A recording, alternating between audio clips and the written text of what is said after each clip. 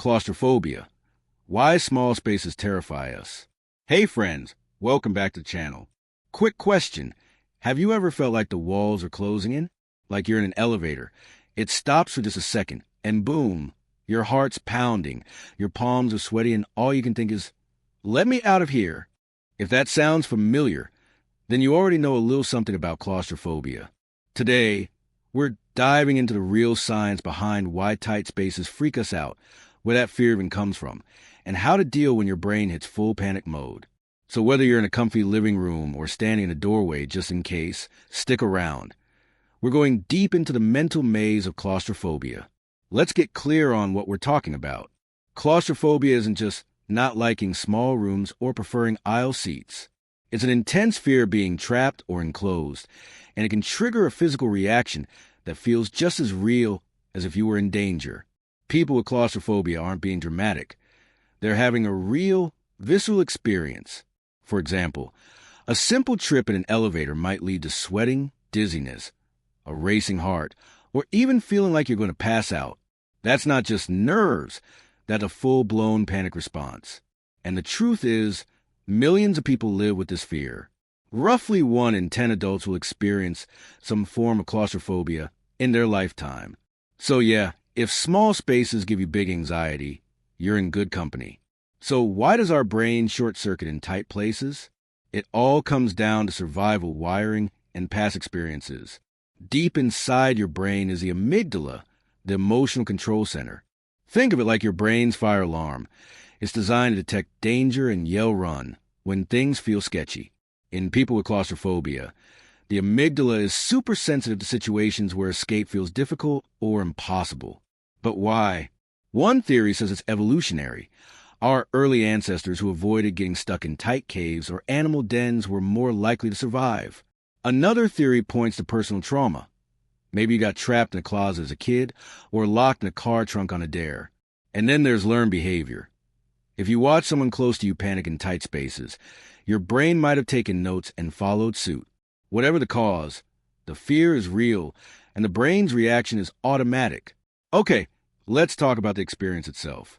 When claustrophobia strikes, it's like your body gets hijacked. Imagine being in a small room, no windows. Maybe the door won't open right away. Your chest tightens, your breathing speeds up, and your mind goes, this is it. I'm stuck. That's a panic attack, and it's your body's ancient survival system doing its thing, even if the threat isn't real.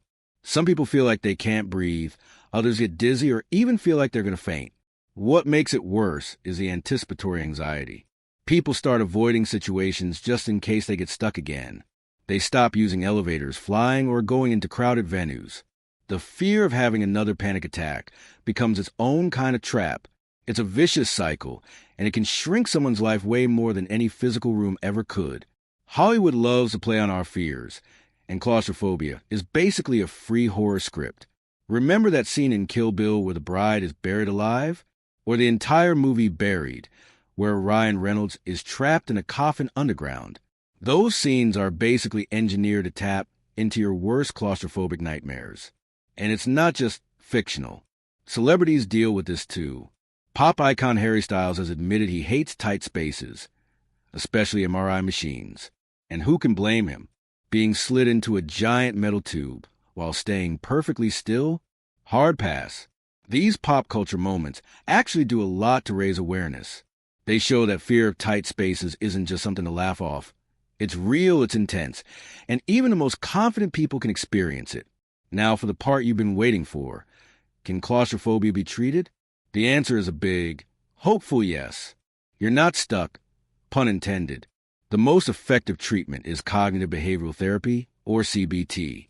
It helps retrain your brain, breaking that cycle between the trigger and the panic. You learn to recognize the fear, challenge the thoughts behind it, and regain control. Another approach is exposure therapy. You don't dive into the deep end on day one. You start with baby steps. Maybe you look at a photo of a tight room. Then maybe you stand near an elevator. Over time, your brain starts to adjust. One of the coolest new tools? Virtual reality therapy. You can simulate being in tight spaces in a completely safe environment, all while building up your tolerance. Even something as simple as controlled breathing techniques can help. Ever heard of box breathing? Inhale for 4 seconds. Hold for 4. Exhale for 4. Hold again for 4. Repeat. It sounds small, but it helps signal your nervous system to calm down. It's like telling your brain, we got this. So what if you're not ready for therapy, but you've got a plane to catch next week? Here are some real-world strategies that can make a big difference. First, always scope out your exits. Just knowing how to get out of a space can help your brain chill. Second, bring a comfort kit. That could be music, a water bottle, chewing gum, or even a calming scent like lavender. Third, don't be afraid to tell someone. Whether it's a friend, flight attendant, or coworker, letting people know you get anxious can make you feel supported, not alone. And last, practice grounding techniques. Feel your feet on the floor. Focus on 5 things you can see. For things you can touch, 3 you can hear, 2 you can smell, and 1 you can taste. It's called the 5-4-3-2-1 method, and it works like a charm when you're feeling panicky. Here's the big takeaway. Claustrophobia doesn't make you broken. It makes you human. Your brain is trying to protect you, even if it's going a little overboard. But the fear doesn't have to control you. With the right tools, the right support, and a little bit of courage, you can totally take your life back from claustrophobia. If this video gave you some clarity, helped you feel understood, or just made you feel less alone, do me a solid.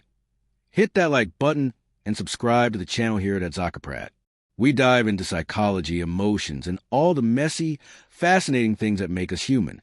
And hey, if you've got a claustrophobia story or a tip that's helped you cope, drop in the comments. You never know who you might help by sharing.